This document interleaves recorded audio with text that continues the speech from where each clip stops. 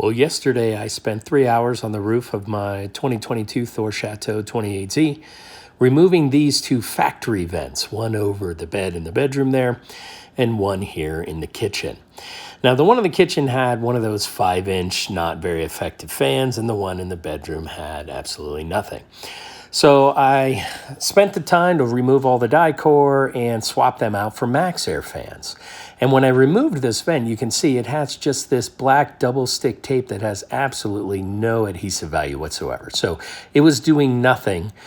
Luckily, there was a lot of die core up there, so we hadn't gotten a leak, but I, of course, used butyl tape and lots of die core when I put in the Maxxair fans, so they should be nice and watertight.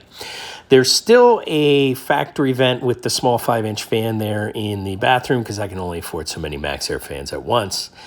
But then I have this fourth vent that's up over the bunk, over the cab where my daughter sleeps, and it did not come with a fan. It's just a vent.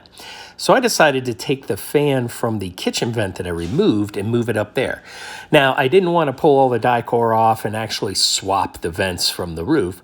So what I did was, once I had the vent out, I was able to drill out the rivets holding the fan onto the vent. You can see there's one rivet there and one rivet there, and just drilled them out, and then re-riveted this fan mount onto the vent that was already here. Luckily, there was wiring in the ceiling already, so I didn't have to fish any wires or anything. I was just able to tap into that. And now my daughter has a functioning fan over her bunk.